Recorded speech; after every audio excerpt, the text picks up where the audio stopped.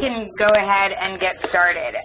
So today I'm joined by my colleague who is the Director of Digital Communications at NAC, and we're kind of both going to go over some of the pieces of social media for advocacy. A lot of this presentation really goes into how to curate and create content and kind of the resources necessary to be able to have an effective social media presence for your health center. So we're just going to jump right into it. I know that many of you who were at the P&I probably sat in on this presentation, or there was a version of this presentation during the P&I, and there have been in the past, but hopefully it will be helpful to you, and you'll get a little bit more in-depth information than what you may have had before. As usual, the webinar will be recorded, and the slides will be available to you. I will be sending out a follow-up email after this that will, that will have instructions for that. And if for whatever reason, you want to share this with somebody else, another colleague, then you will be able to do that once it gets posted in the next couple of days. Without any further ado, I am going to get started. So give me 1 second here. So what is social media? The definition, and this is, again, this is all thanks to Marisol and her work in pulling a lot of this together, but it is website and applications that enable users to create and share content and participate in social networking. In the past couple of years, or in the past 10 years or so, social media as an advocacy tool has been much more prevalent, especially for nonprofits, trade associations, labor unions, and civic groups that just are trying to really move their interests forward and get them out into non-traditional and traditional audiences. So if you look at the graphic that's next to the words there, you can kind of see where things are broken down, in terms of how people are interacting and engaging on platforms like Google, how they're doing online shopping. Also, if they're watching YouTube videos, the amount of time that people scroll on a platform like Instagram, or the amount of tweets that are sent. So you can see, what has kind of happened in 2018 thus far, and just how it's really become this new media that everybody has access to, and it never stops. It's kind of a mile a minute. So that's a basic definition of social media. There are a number of platforms that you can use. Most advocacy organizations or anything that's focused with a particular cause are pretty much using Facebook and Twitter. But if you kind of look down just in terms of percentages of adults who are using it, you can see obviously the bulk of people are on Facebook. It allows you to do a number of things, which I'm sure many of you are familiar with. You can post images. You can obviously follow your interests. You can, post events. You can post jobs. Instagram is relatively newer. I think that it has probably more of a millennial, age range that's using it. It's ultimately a place where you're posting images, stories, short videos. You're also able to follow specific organizations, people, or hashtags that you have an interest in.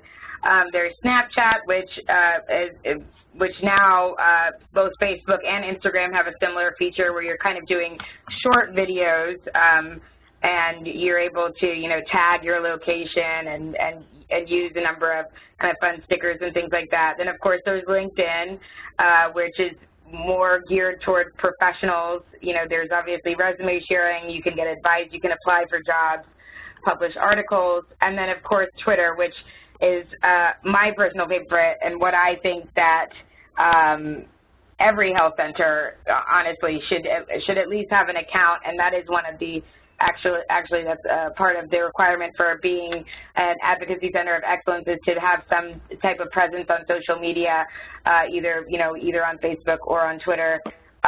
There you're able to share your news, really. And what I like about it is that it becomes a conversation you're able to, just yesterday, the HC Advocacy page, we retweeted something that NAC had retweeted that was from a health center, and then you could kind of go back and you could see all the different people who had engaged with that post, and it really had originally come from a health center that posted an article about something, that they were doing at their health center that was innovative. So I think it's important for health centers to have that presence. It's also, which we'll get to my next point, a great way to interact with your elected officials and other potential partners that you might be engaging with to push your cause and to get the word out about your services. So as I just mentioned, why social media? A lot of times there is a little bit of a pushback, especially for health centers where you have, you guys who are ultimately going to be advocacy leaders, advocacy coordinators. A lot of times you're playing multiple parts. You obviously aren't just in charge of managing communications or social media. You probably are managing a host of other things that may take priority over something like that. But it's important that you're using social media because it gives you the ability to engage with audiences that you may not normally touch, and it also gives you an opportunity to establish a little bit of a personality, if you will, kind of a touchable or tangible version of yourself online where you can, foster relationships with, like I said, with other health centers, with primary care associations, with NAC, what have you, but you can also reinforce your organization's brand. And we've seen that so much, especially in the past year, even with using the Value CHCs hashtag, which I'm sure that you guys have seen. I've seen health centers in New Jersey kind of take that hashtag and make it, value their health center name. I've seen a health center in Chicago take another hashtag like that and kind of turn it more so it's more representative of their community, but they're still on the broader health center theme, but they're making it work for the community that they serve. So really, social media is an opportunity for you to amplify your reach. The thing about social media is you'll want to kind of take a minute and think about and identify, listen to your colleagues, talk to others, and assess what you need in order to make social media useful and work at your health center. So you're obviously going to need staff, you're going to need budget, you're going to need some kind of brand collateral. Obviously you'll need a platform, whichever one you choose, and and hopefully a target audience. You can also spend some time, creating graphics and video, which we're going to go over some affordable options and for that. And then, of course, you're going to have content. So you're really going to have to take the time. It's not something where, and I wouldn't suggest it being something where you just say, hey, we're going to just make a Twitter account. It's no big deal. We'll just do this. If you haven't done it before, really take the time to look at other organizations and how they're doing it. Do you have a logo? Do you have, I'm sorry, I'm getting a message. I got a message from two folks on the line, and I apologize. If your line is not muted, it's making it a little bit difficult for some of the other callers to hear. So please again, mute your line if you are able to. It would be much appreciated. I'm sorry, in case the folks who were unable to hear, I'll repeat myself. Again, you're going to need to establish what you need to get your social media going, and that would be staff, budget, brand collateral. You're going to need to have choose what platform you want to use. You're definitely going to want to have some graphics, and then of course you're going to need a content strategy, which we will go over. When it comes to, I'll go back to that, but when it comes to content, there are two words to remember. I would say both, and they are going to be on the upcoming slides, but both curating and creating content, and remembering kind of the difference between those two, and I'll go over that in a minute. Please mute your line if you haven't already. So moving forward, The other thing with using social media and why it's important to use it is that you can send unfiltered messages to your supporters, to friends of the organization, to lawmakers, which is obviously important to us. You can interact with the media, and you can also interact with other organizations that might have similar interests as community health centers or federally qualified health centers. You can also then work with these organizations to give a broader voice to your message. So, for example, there is the American Academy of Pediatrics. Sometimes, during whether it's during Health Center Week or whether we're talking about maybe children's access to regular and consistent and quality care. Sometimes they might tweet something that obviously, a health center person would agree with or would support because it has to do with the same, we're going for the same thing, access and equity in healthcare. So maybe if you have a contact at an organization like that, you can say, hey, next month we're going to be promoting our National Health Center Week. We have Children's Health Day on that week. Would you guys mind posting a picture or tweeting with the hashtag just to show, that not only that you might support what it is we're doing, but also you have 1,000 followers that we don't have. Now those people are going to see that message, and then maybe they'll say, hey, I'm interested in learning more about being a health center advocate. I'm gonna follow that page. I'm gonna learn about them. So that's something to keep in mind. On the left side, we just have an image. This is from our current platform, which some of you might be familiar with, where you're able to tweet or to post a message to your member of Congress. That is something that we also encourage you to do on social media, and I'll explain a little bit more about that as we get further in the presentation. Okay, moving forward, just something very quickly about the influencing legislators. Remember nowadays, and as I had mentioned a little bit before, but nowadays, social media has become kind of this common ground where you're able to interact with people, from all different levels, in terms of organizations and in terms of politics. So you can have a conversation. You can start a conversation with your member of Congress or with your state or local legislator simply by tweeting them.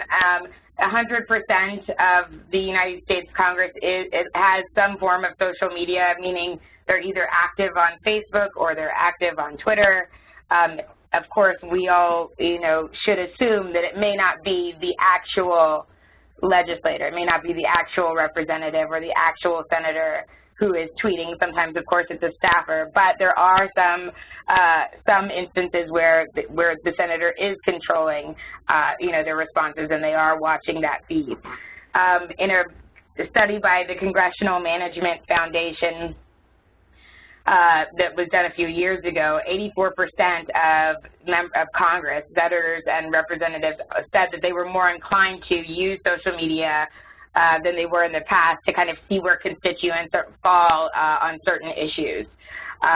76% of their staff feels like social media has in some ways improved the relationships between constituents and Congress because, there's a little bit more transparency there. It kind of forces a conversation, it forces a reply, and then, obviously if there's a hot button issue and everybody else is seeing it, it has an echo chamber effect. So, it's not just you or your health center that's, talking about the issue anymore. So that's just something to keep in mind. And when we talk about social media for advocacy, we definitely want you to use that as a tool to engage your legislators and be able to explain to your staff and advocates that you're recruiting why that's important as well. And if you need more information on that, I'm happy to provide that for you. So as I just mentioned, when it comes to content strategy, it has to be curated or created. So curating content would be, you already know what you want to post, right? So you would say, hey, on Monday, I'm going to retweet, NAC. I'm going to, NAC has posted something about health center funding. I'm going to post that. On Tuesday, we're going to post something that is from, the American Cancer Society. They've got a great thought piece on, on access to care. And then on Wednesday, maybe we'll just do an inspirational quote. This is stuff that that's already living on the internet. Maybe you're retweeting it. Maybe, you're just going to a blog that's already been written. You're posting that. You're sharing articles. But it's still, by curating it, obviously, it's still on theme with what, with the message that you're trying to send. So you might say, hey, check out this great article in Modern Healthcare. This is why you should support your local health center. Now, when it comes to creating content, which is something different, that means that you're either developing, you might be developing a graphic, or you might be posing a question to your followers, something that you've actually written and come up with, and then you're then sharing that and posting that online. You always want to make sure that regardless of the content that you're posting, that you're adding an opportunity for folks to take action in some way. And of course, there's not always going to be a call to action. Sometimes, there isn't something that's urgent or pressing. But for example, when we were asking folks to reach out to their legislator to fix the health center funding cliff, and then the cliff was fixed, we still wanted to make sure that people had something that they could do. We didn't, obviously, they don't need to ask their legislators to fix the cliff, but they could say thank you, which is what we asked them to do. Reach out to your legislator and say thank you for your support, thank you for your, continued belief in health centers and the program, and for making sure that we were able to secure funding for the next fiscal year. In terms of curating content, it kind of lists here. You can share industry news, obviously, broader healthcare information. I've seen a lot of great tweets from health centers, particularly in this month, about, healthcare screenings related to Men's Health Month, and, things about other awareness and affinity months.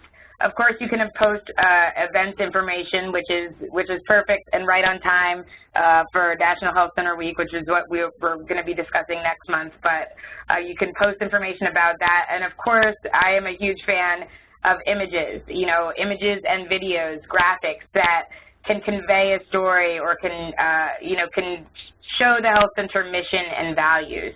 And that can also, encourage people to take action or maybe inspire them to sign up as an advocate and to learn more about what they can do to, to make a difference and take action. Either way, when you're developing this content, you want to make sure that there is a consistency that exists across the platforms that it is that you're using. So if you're using Twitter and Facebook, and maybe you're using LinkedIn, you want to make sure that, for example, your description, your mission statement is the same in all of those locations, or that it has, that it's relevant to the particular platform. You want to make sure that if you have a specific logo, that logo is being used in all of those different places. So think of a great way to put it that is in this presentation is, think about it as kind of the social ambassador, if you will. That is how your pages, that's how your social media pages should work for your organization. And then on the side, if you take a look at this kind of small graphic, just a quick thing, to think about before posting anything, and it is the acronym THINK. Is what you're posting true? Is what you're posting helpful? Is it inspiring? Is it necessary? And of course, is it kind? But in our case, let's say, is it nonpartisan, right? We don't want to have anything that is posted by a health center that is leaning towards one political party or another, or endorsing somebody over another. We know that we benefit from bipartisan support, so we want to make sure that those are the type of messages that we're putting out there. The other thing to do is and I learned this today, is to make sure that nothing has changed, and that goes back to, is it true? Earlier today, there was a note that, the Appropriations Committee would be having a markup tomorrow morning, and I tweeted that on our HC Advocacy account. But as it was, the markup has been postponed until the following week. So luckily I was able to catch that before, but, you know, obviously if you post something like that and then maybe you're not, you know, making sure that you're staying abreast of the news or watching different changes or making sure that nothing last minute has come up, you want to make sure that the information that you're putting out is correct and that people can, you know, use your page as a real resource for getting information, not for getting information that might have changed or something that, you know, is no longer true or available. So that's just something to keep in mind there.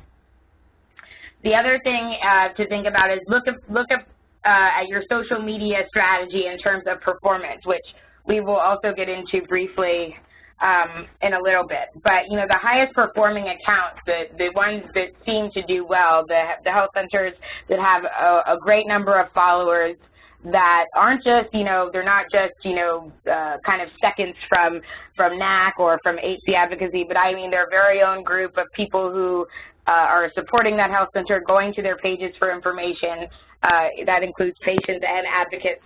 Typically, they have posts with a clear call to action. They have conveyed the health center value of their programming in some way. So, you know, maybe it's a health center that works, you know, very closely with a public housing entity. You know, they're making sure that every time that they're sharing news and information, it's aligned with the fact that, you know, that they're working with these special populations. A lot of them utilize humor, which I think is always a good idea as long as it's appropriate. High performers tend to showcase their staff. This means, and this is going back to just general advocacy leadership and something that we discussed when we were all together in March. You know, staff recognition is always a great way to get people engaged in advocacy. But I think even further than that, showcasing those staff members that may, you know, go above and beyond in a number of capacities is a great way to boost morale, not only for your staff internally, but for people to see, you know, kind of the faces of those people who are working so closely within the community. And it gives a face to the folks that are benefiting and serving, you know, based on the amount of health center funding that we get. It keeps it you know, real, if you will, and provides a face to the services that we're providing. Of course, utilizing photos and graphics, which I mentioned, you know, a picture is worth 1,000 words, and oftentimes you can, you know, it's great if you say, let's say you post something on Facebook and you say, hey, come to our community barbecue next week, exclamation point. You know, that's great. But imagine if you post that exact same thing and then you've got a picture of the barbecue that you had last year. You know, people are able to see that, you know, what a fun event it was. Oh, I remember that. That was great. Now I'm definitely going to sign up. You know, I think that it encourages a little bit more engagement and interaction. And then, of course, being community focused. I think bringing it, you know, always tying it back to the community, making sure that, you know, you're listening to those, you know, to the consumers about what they want to hear and what is useful to them. Are they trying, you know, does it make sense for a health center to post, you know, maybe their weekend hours, you know, for folks that are going to be, you know, visiting the health center during that time? Does it make sense for, you know, for you guys to use Twitter also as a reminder to folks for other events? You know, think about what the community wants and make sure that you're crafting your message around that. The low performers or lower performers on social media tend to post a lot about fundraising, which you know, depending on what your focus is, can be, you know, not always the best thing.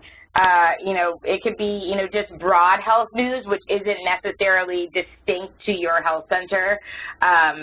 You know, if your health center is focused on a specific population or providing care in a community that typically sees, you know, one type of issue, and you decide to post about, you know, just something that has, you know, something that the FDA posts about food or something, I mean, that could be relative, but it's not necessarily, you know, relevant to your audience.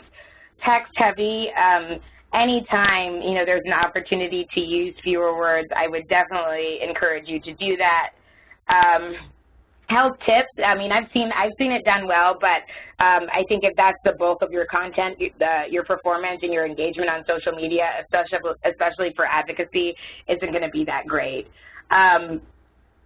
In terms of events and health center programming, so those are 2 points I want to say. I wouldn't say that it's low performing, but if you post events and you post health center programming initiatives without any action or without any further information, or for something for people to do, like sign up for the event or sign up for the program, oftentimes those type of things get lost.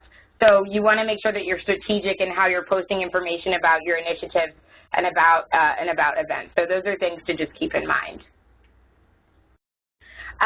The other thing in terms of content that you'll want to do is you'll want to, these are some do's, is you'll want to make sure that you're soliciting engagement from staff. You know, if staff and volunteers have access to your pages on social media, or they like you or follow you, you know, encourage them to, you know, like or comment or share posts. You know, that's a perfect way to get the word out, because they have a completely different set of friends and followers than, you know, perhaps the organization has. Be sure to tag people. That's another great thing. If you have a mayor who's coming to your health center and visiting, and you take a picture of them and you post it on your page, but you know that they're active on Twitter, be sure to mention them, tag them. If you tag them on Facebook, because then that way, you know, more people have eyes. Oh, this is what the mayor did today. He was at this health center, and this is why, you know, maybe I should be involved in that too. It definitely will broaden your audience. Again, have a clear call to action where you're asking people to act and then asking them to share that action. So, hey, you know, call your legislator today, and then after you do that, share this post and retweet it. You know, make it clear what you want readers and consumers, what you want them to do. Keep it local. You know, this is especially important for health centers. You know, obviously, at the NAC account and the Health Center Advocacy Network, we're, you know, a lot of times we are sharing local stories, but we're also sharing, you know, stories from a national perspective, which definitely can resonate. But if there's something that is specific to your community and your followers who probably live in that community, be sure that you're always keeping your eyes open for local stories and news that could make an impact. And then Facebook and Twitter both have tools to where you're able to target your audience if you want to do that.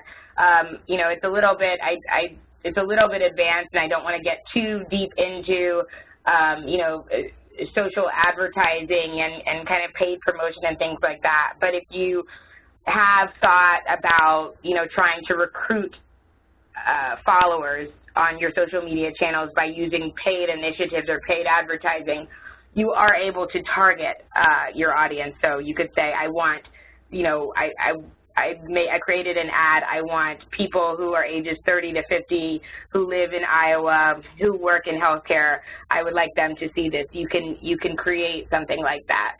So that's something to think about if you're really, you know, trying to do a full-blown recruitment initiative on social media.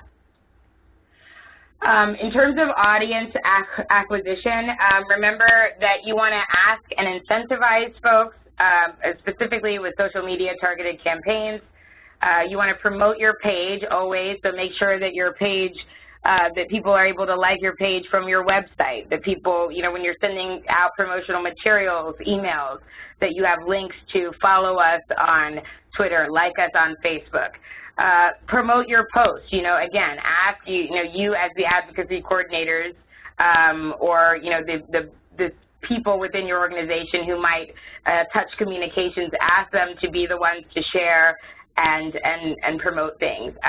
You know, engage your patient community. That's a great way. I've seen it done beautifully by a number of health centers and by NAC. You know, we had something called I Am a Health Center Patient.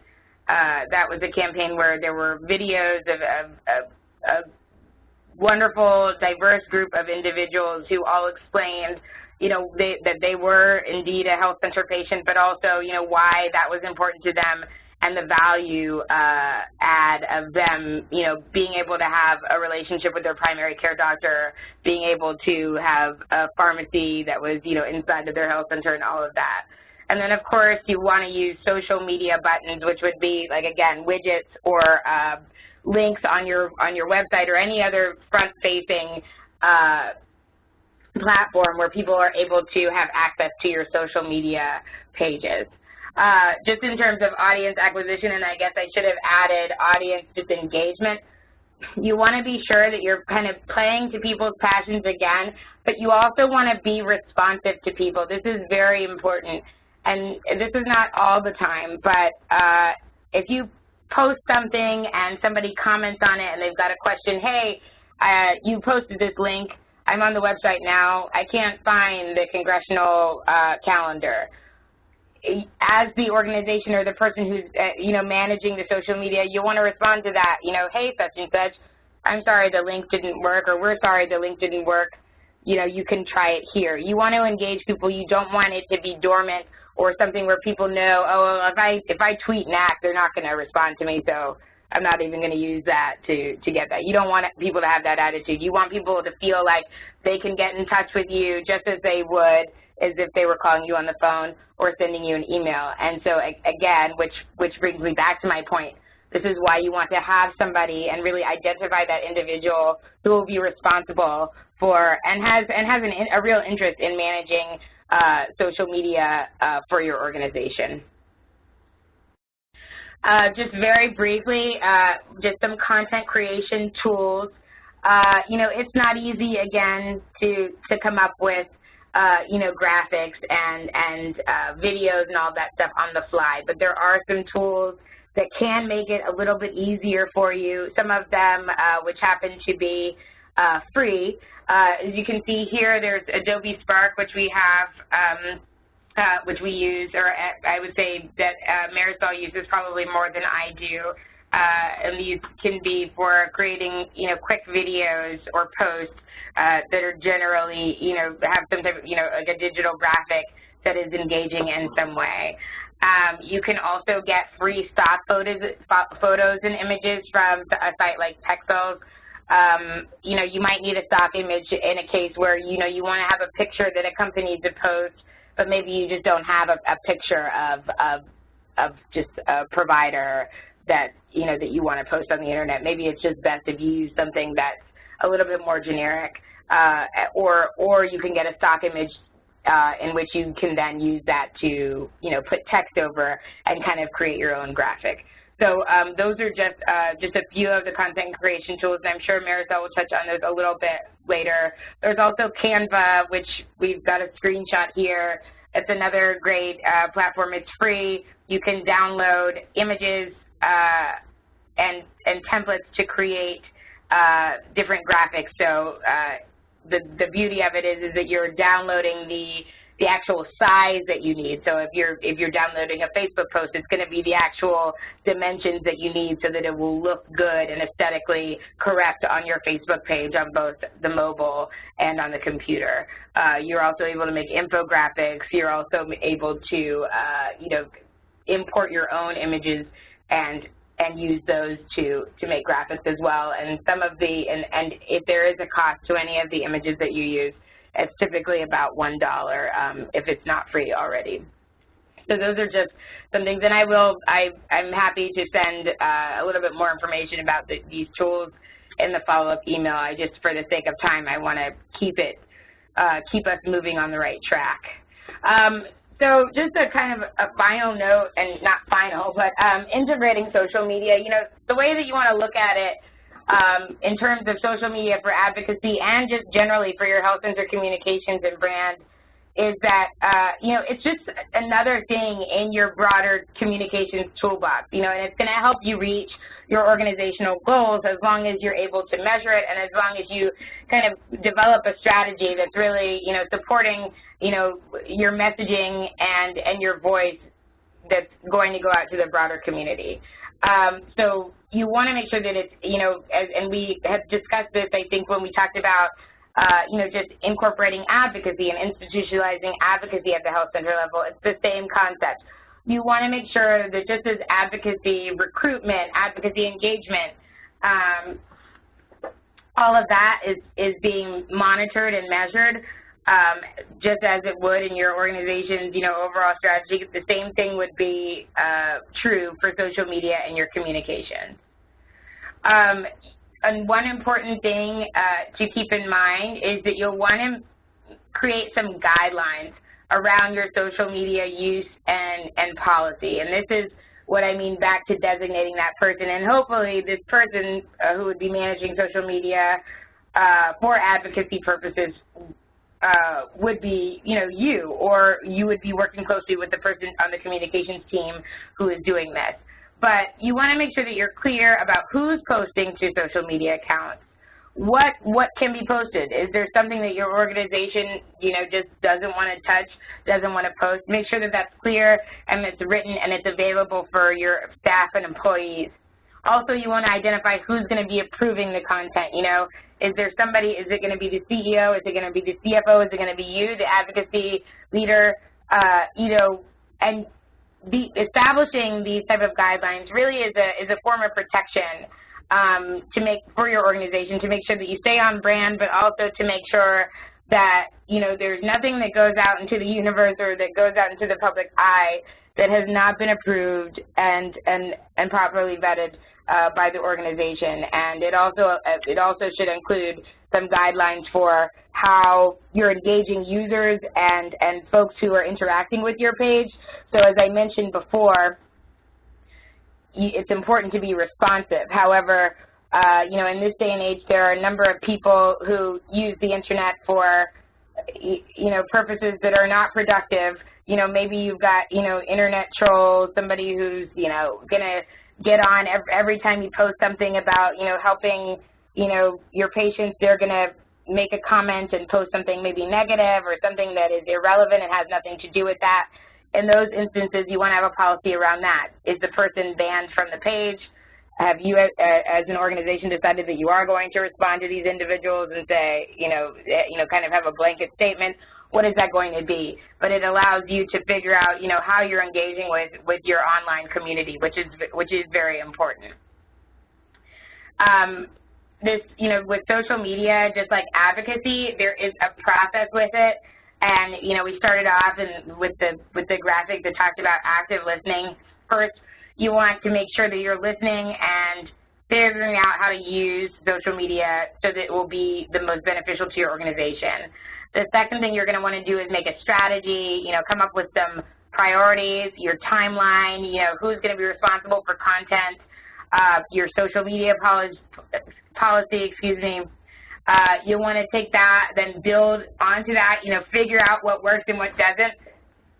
Did you post a really great video and get 100 likes? Well, obviously that's something that's working. People like that. People engage with that. Maybe you post something else that, maybe nobody liked, or maybe, there were no shares. Take the opportunity to see what's working so you can build on that and then learn from that. And, and measure it, and you want to evaluate that and then reshape your goals, which goes on to that. And then, of course, once you've kind of gone through everything, then you're going to refine that, and you're going to be able to come back and be better and have a very strong presence online once you've used, that initial evaluation to figure out where you need to go with your strategy and what trends are kind of working the best for you and your organization. So, keep that in mind as you're building out your strategy and your process. Again, you want to create goals, and the acronym is SMART: specific, measurable, achievable, realistic, time-sensitive, if that's the case, goals. What is it that you want to achieve? Do you want to just get 1,000 followers on your Twitter page, or do you want to get 1,000 followers and convert 500 of those people to be signed up to receive your newsletter? And how are you going to measure it? Well, we're going to measure it by, last year we had this amount of followers. We're going to compare it to, the industry average, and then this is how we're going to, show how this calculation makes sense and how it shows our growth over the next year. Is something achievable? Is it a fair goal to want to, you know, get 500 people on your email list? I don't know. You have to look at your organization and your interactions to make that determination. And then, you know, set a time frame around your goals so that it's not something that's just ongoing, oh, it'll happen when it'll happen. Sometimes if you say, you know, we want to do this in the next 6 months, if you put the word out there, you know, your followers know, you've got people who are engaged, you know, they can spread the word, and then you're able to report back after that time goes by and say, you know, it's been 3 months and we're already halfway there. You know, thanks for getting us there. You know, this is what, you know, this is what you can do moving forward. So those are, you know, so think about that in terms of establishing your goals, and those same goals should also be applied to your advocacy strategy. So if you're having a, you know, let's say you're doing a social media advocacy campaign, you can apply this exact same framework to make sure that you're effective in that way. This is just a quick example of if there is going to be anybody who's going to be managing the social media or managing any type of communications, just a quick example of a calendar of how that could work. You can, you know, set it up any way you want to. It could be in Excel, it doesn't have to be, but you can go down on a list about, you know, different topics to consider, you know, maybe the information that you might need, a description of what you would say, and then who's responsible for what and when you want it to be posted. This is just a great way to stay organized, and especially for those of you who might be new or your health center is new to managing or to having any type of social media presence, it keeps you honest in a way, right? Because if you've got this calendar and you know that there's a deadline or a deliverable, you know that at least you're you know, you're staying on track and that nothing's just going, you know, going totally radio silent. Because a lot of times what I see is a health center, they might, you know, say, hey, we're gonna start this Twitter account, we're tweeting every day, and then all of a sudden they haven't thought anything about, you know, future topics, future posts, and then all of a sudden the last time they tweeted was in 2015, you know, and that's not, and again, yes, and yes, to answer your question, Helen, I am happy to email that to you, to everyone. But you know, you want to stay relevant. I mean, that is huge. You know, again, you don't ever want to just go radio silent. So an editorial calendar is a great way to stay organized. So without any further ado, I'm going to I'm just going to click over here. I'm going to pass the ball over to my colleague Marisol, and she's going to go over some of the examples that relate to social media and how you can use it using different platforms. So if you would just give me 1 second, I am going to pass the mic. See if I can. Okay, Marisol, are you on the line?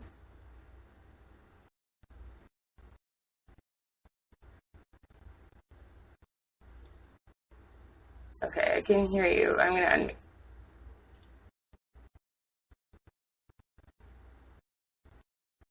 okay. There we go. So, oh, sorry, I'm having issues with this WebEx, guys. Please bear with me. It is a little bit strange in the new format here.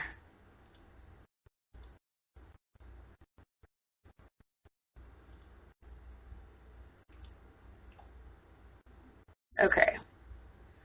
I am no longer seeing Marisol as called in to the webinar.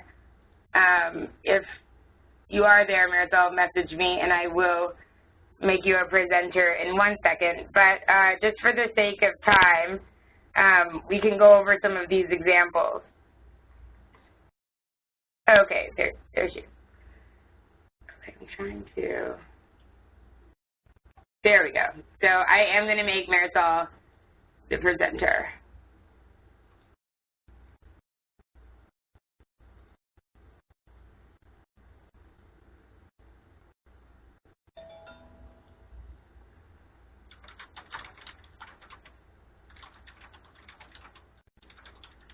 Marisol, are you there? And if you are, can you unmute your line?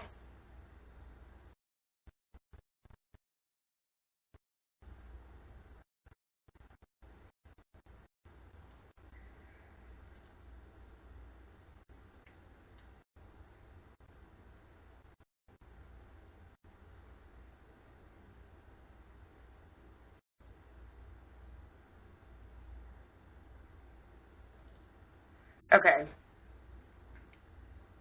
I'm just going to keep going. I feel like there's some technical issues, which is no fault of Marisol's. It's my own. So I'm just going to keep it going so we don't lose time. Dorian? Oh, there she is. Sorry, I don't know what's going on. Okay. Now, hold on a second. Let me go back to the... I'm happy to switch the slides for you too, Marisol. Okay, thank you. Hi, everybody. Sorry about the technical difficulties. One thing before we move on to the next slide, that calendar actually is a downloadable calendar, so we can send you the link, and you can go in and use it any way you want. It's a really cool tool that's already sort of been formatted for you, so you can just plug and play, which is really amazing, I think. Anyway, so moving on to examples. Let's see, I can't, so you're going to have to, yeah. Okay, there you go. All right, so with Facebook, what I'm going to do with this presentation is sort of just talk about telling your story and why that's really important to your advocacy efforts. And I think some of the things we kind of forget about when we get on social media is making sure that all of our brand information is what we want it to be, and it says the things that we want it to say and tells our story. And so the reason I brought up this page is because this is just the general About Me section of Facebook for the NAC page. And in it, you see it has your basic information, you know, when you're open, your website, all of that stuff. But it also offers a place here for you to sort of tell your story. And so what we did here is populated it with information not only about NAC, but also about health centers and why they're so important. And you can click through and read a little bit more on that. But it also, this section here, offers you a place to put your mission statement. And so you really want to make sure that all of this stuff is updated and is really saying what you want people to get about your organization in a very short amount of time. Because not a lot of people are going to spend time on this page. But if they know, you know, if they come to your page for the first time, they don't know who you are, this is it. This is where they learn who you are, and this is where you kind of capture them. Well, now it's not moving. Oh, now it moved too fast. Sorry. So this other place now, this is actually it's sort of a new feature in Facebook. It's called Notes. And so here at NAC, we're lucky in that we have a platform for our blog, but I know that a lot of people don't have an actual blog tab on their website. They don't have, you know what I'm saying, they don't have anywhere to put all that information. Facebook actually offers something that works as sort of a substitute for that, for a blog. The notes section offers an opportunity for you to post longer formats. You can put photos in with the information you put in. And it also lets you tag other organizations, insert hashtags so that the information is searchable, and then you can share from there. You can use that same link to share it with the outside world if you need to. People can access it without actually having a Facebook account, so you don't have to worry about that. Eventually, the platform will ask, you know, do you want to sign up for a Facebook account? But they don't have to. They can just look at and read the link that you've sent to them. So it's a really cool feature. We use it for Membership Mondays, where we actually, the point of Membership Monday for us is not only sort of telling the health center story, but telling it in a way that that shows the member we're highlighting is unique. And it also helps us work with our partner, RCHN, and plugging their CHC Chronicles site, which is the health center history site.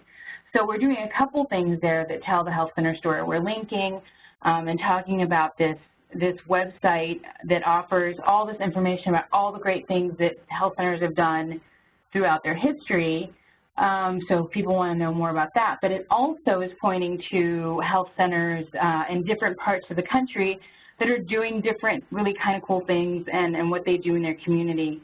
And then on top of that, we're also encouraging people to learn a little bit more about becoming members because we're featuring members. And if they don't have their Community Health Center page on the CHC History platform, then they can go in and update that as well. So it serves a couple of different purposes.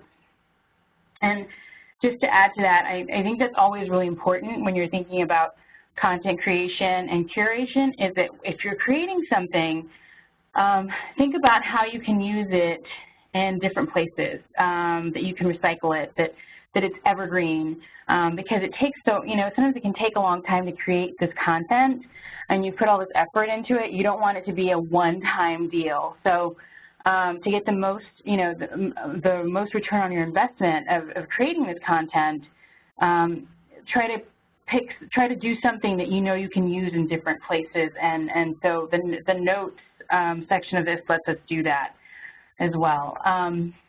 So this page here kind of just shows you all the different ways now on Facebook that you can upload graphics and photos and videos, and they all kind of do something different. And you can actually, from here, you can also create ads.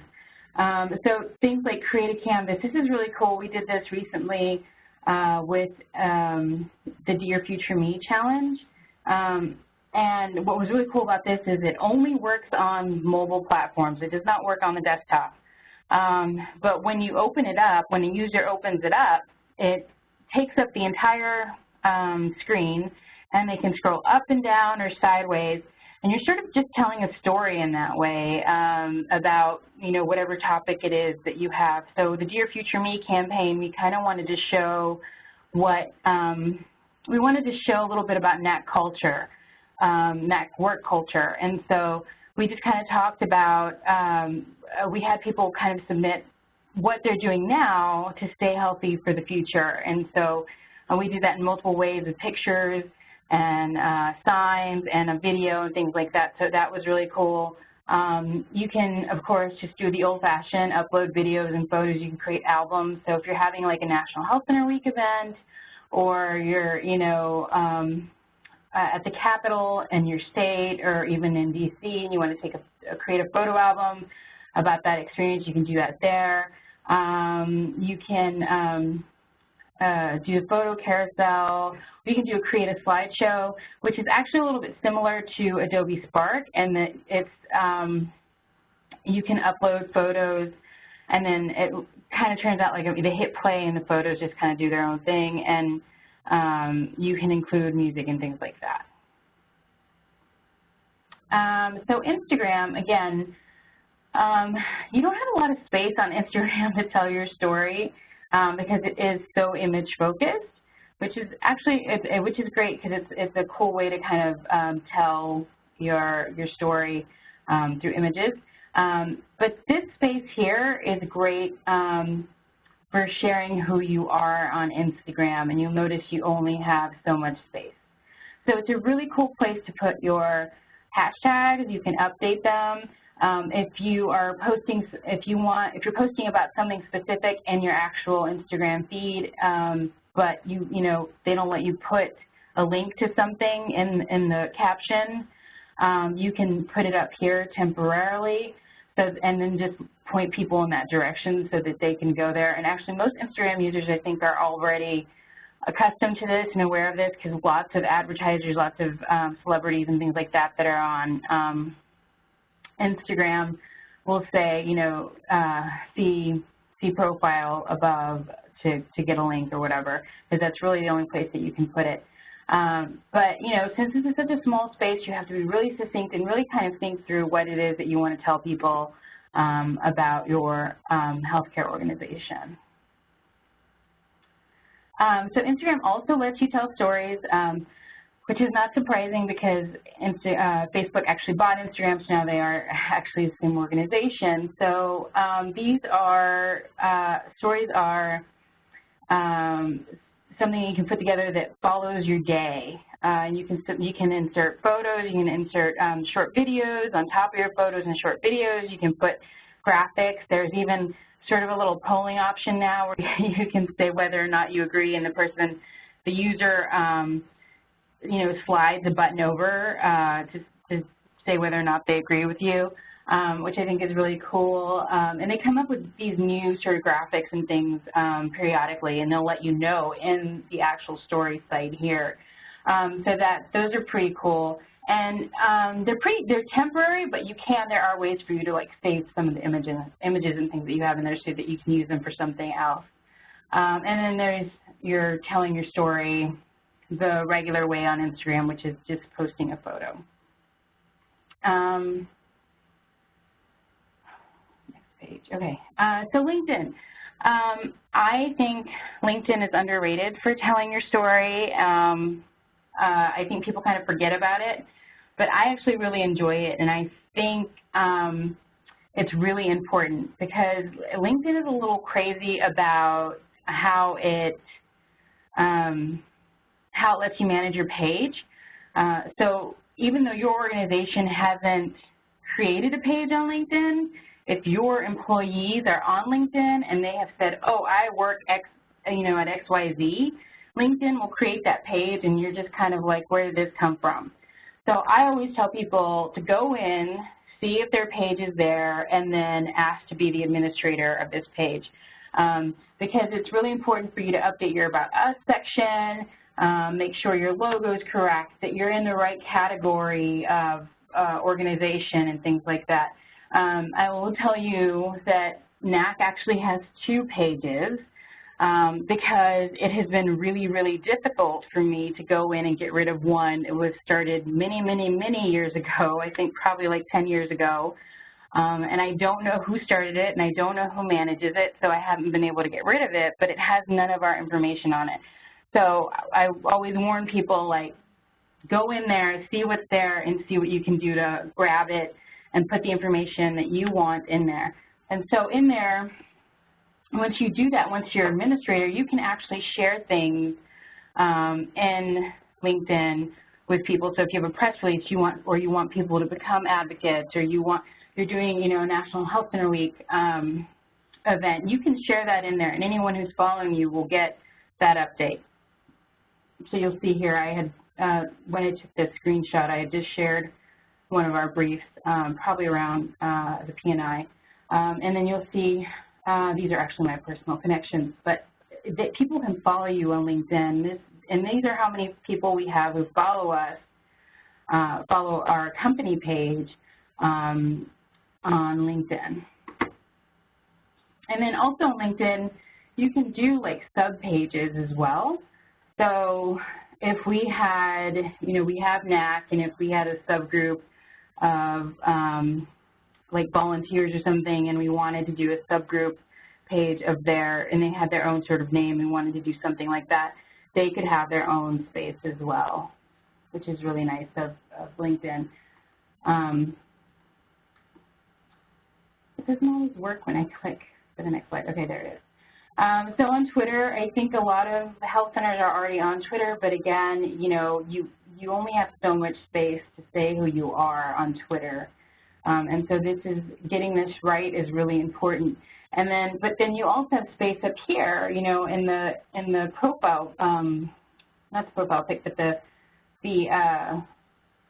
feed picture here that you have, your page picture. You can tell your story there as well. I mean, images really, really say a lot. So whether it's, you want to do a big recruitment drive for your organization, or you want to say something about advocacy, putting something there that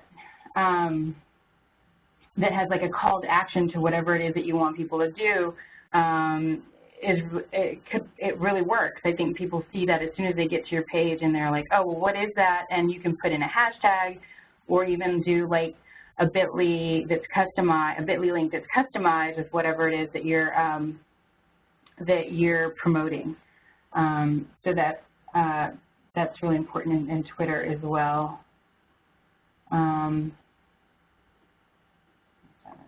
Also, I like this new feature. It's a relatively new feature on Twitter. I don't know if you guys have used it. So Twitter is really cool in that people are doing really cool things with storytelling, as far as, or despite the short amount of characters that you can use in Twitter. So Twitter, you're only allowed to use 280 characters per tweet. So despite that, people are putting in really cool stories that, you know, you just kind of follow as the tweet goes down, you know, and new ones are populated in. And so I guess Twitter noticed how popular that was to do that. And so they have actually created this new way of composing threads. So you start with the original tweet, and then you keep adding. There's usually there's that little add button down here at the bottom, and you can just keep adding and adding and adding until you're done with your story. And what I've discovered in social media and what a lot of people talk about as far as storytelling, which again is really important to your advocacy efforts, because you really want people to see what it is that you're doing and how you're impacting the community and the differences that you're making, is that people really like social media posts that are done in sequential order. There's a little bit of a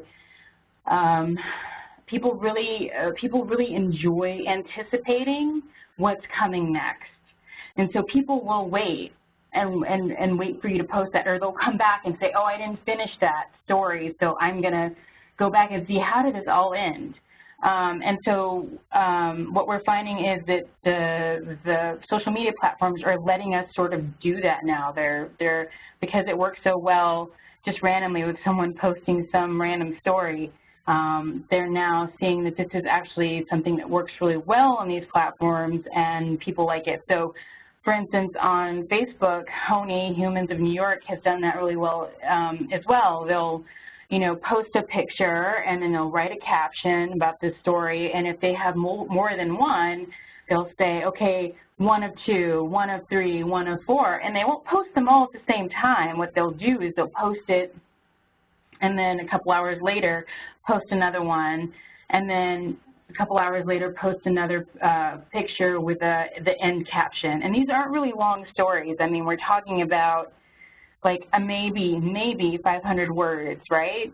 But what it is the image is grabbing the people, and then that's making them want to see, okay, what is this about? So they read the story, and then they're like, oh my gosh, this is interesting, but I don't know the ending yet, so I have to come back. Either I'm going to sit here and wait for it to come through, which I think people do on Twitter because it moves so quickly, or I'm going to come back later and just follow up and see what happened. And then at the very end of that, you can ask people to take action. So here are a couple examples of stuff that we do on Twitter that have done really well.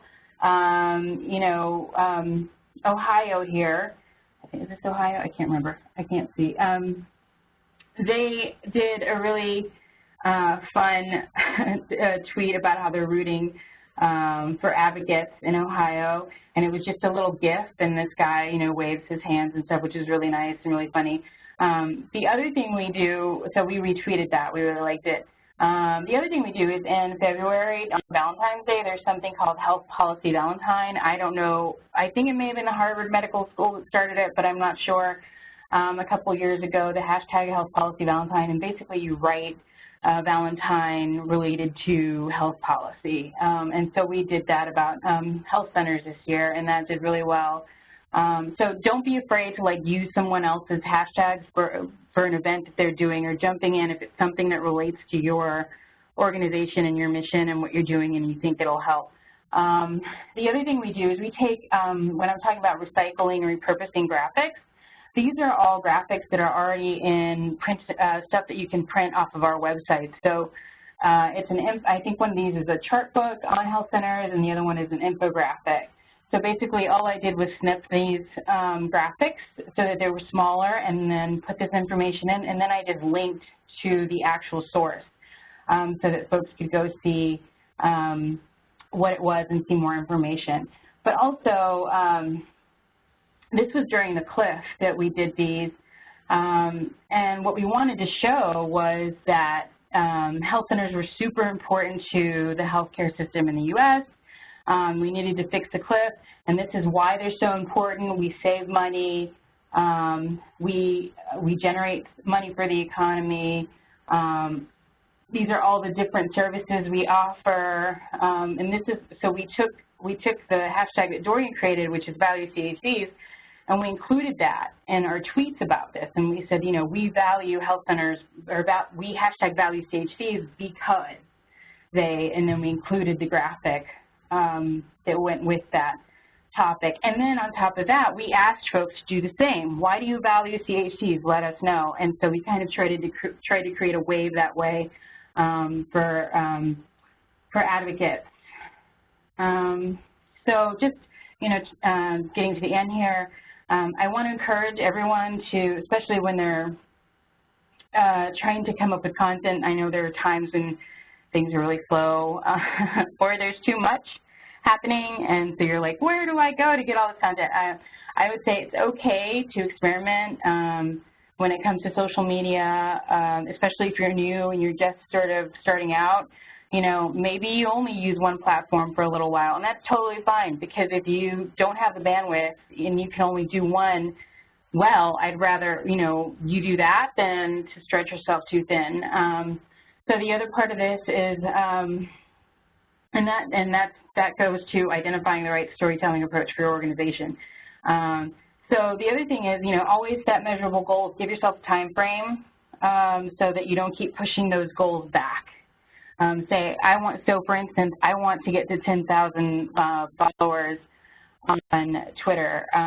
If I keep pushing that back, I'm going to have less incentive to achieve that goal. So I need to give myself a deadline for achieving that. And then figure out what, you know, what worked and what can you improve. Like Dorian mentioned earlier, a lot of the graphics and things that work to tell your story are graphics. You will always find graphics and videos always work. But let's say you have two videos, one worked and one did okay. Kind of think about why that happened, what was done better in the other. And then connect with people who engage with you. People, and this especially for storytelling and showing the value in a health center, is engaging with folks and also understanding the kind of things that they want to connect to. You know, people don't necessarily want to be advertised to. They want to feel like they know what they're getting. They want to feel like they're part of something, and so they want to connect to other people, not necessarily a brand or an object. So you need to show your personal side, and that's all really important. I've included at the end of this a link to our social media page on our website so that you can access that information if you'd like. And then you can always reach me on Twitter, or you can contact me directly. I'm always happy to answer any questions. Yeah, I mean, Dorian, if you want to take the ball over. Or... Sure. Well, thank you so much, Marisol, first of all, just for participating and for your great just feedback and all of that and knowledge. I know that we're a little bit over time. I know some people have had to go, and that's okay because everything is going to be recorded and will be available. But I do want to see if I can just address just 2 quick questions, and then anything else I will use the follow-up email. As Marisol said, the template for the editorial calendar is downloadable. We can get that out to you so you can have that as an example. Somebody, Morgan, had a question about engaging with legislative candidates, which is during Health Center Week, which is something that will be discussed in an upcoming webinar. But a point that I want to make is, yes, you must, so if you're inviting a candidate, somebody who's running for office, you must invite everybody. That is, that is how it works. Because if you just invite the one candidate or the other, it can make it seem as though that you have some partisan leanings, and you don't want to risk your federal funding, and you don't want to risk that, just because you didn't invite somebody or whatever. So be sure that you are meeting with them. Same thing goes though with what you might share on social media. So again, if you have people coming to the health center, and let's say it was going to be a group of people who are running for office, it's got to be everybody. Another point is, is when you are engaging, a lot of times legislators will have a Twitter handle or a Facebook page that is dedicated for their candidacy, like, you know, Virginia for Dorian Wanzer or Dorian Wanzer for Virginia. That is not the page you want to engage with. If I've already been in office, if I've already been a congresswoman, and I've got a handle that just says, you know, Representative Dorian, that's the one that you want to engage with. You don't want to get into engaging with the campaign persona or profile, because once again, that can be perceived as bipartisan. And I'm happy to get more deep into that when we do have more time. The other question, which I think could be good, it's from Helen, is what do you think about making sure your Google review, I guess, and stars on Facebook are in good standing? I think it's great to get reviews from the public, especially if they're good reviews. I think that, you know, oftentimes, and I think Marisol can speak to this too, I mean, not everybody's going to give you a good review. Sometimes people just get on and, you know, that is just an opportunity for them to just, you know, maybe they came to the health center one day, didn't feel like they had a great experience, and they decide, you know, they're going to, you know, what they want to put that out into the world, whatever. I think it's up to you and your discretion. You know, I do think that there's something important about transparency. And so if if somebody, let's say somebody did come in and maybe somebody at the front desk wasn't as, you know, nice as they could be, and of course that's not the case at any of your health centers, but, you know, yes, I think it's important for a consumer of any, you know, of anything to be able to get on and say, hey, you know, I go here to get, you know, to get this service, and I didn't feel welcome. I think that, you know, you run a risk of kind of, you know, getting in the way of being, you know, having integrity in terms of, you know, people's experiences, because if that's how somebody felt, they felt that way. But I think if somebody gets on and leaves a one-star review and is just, you know, spewing, you know, negativity or whatever, I think that it's totally up to you, that you can control that and all of that. But Marisol, I don't know if you have any thoughts on that, but I think, you know, the best way to make sure that you stay in good standing is just, you know, to keep doing what you're doing. Yeah. Hey, Dorian, just to add to that, so on that web page that is on the end of this webinar, you'll find there's a couple of articles there. There was a 4-part series that Felsman Tucker did for us on social media, and it kind of talks about dealing with that kind of issue. I would also say that for transparency purposes and credibility, you shouldn't necessarily automatically delete a bad comment or review, because, you know, everyone, you know, you don't want to lose your credibility in that way. I think you should definitely have and NAC has one, a policy on your page, like on our Facebook page and our LinkedIn groups. We have a policy about commenting that specifically outlines what will get you deleted and blocked from our page. And occasionally when we've had a couple of incidences when we posted something, an article, and it got heated because of someone not agreeing with something. And so we had to basically copy that information, paste it in the comments, and say, FYI, this is unacceptable, and this is why. This is why we have rules. So that's kind of what I would add to that. The other part of that is too, like, there's always going to be one who's unhappy. You can't be all things to everybody.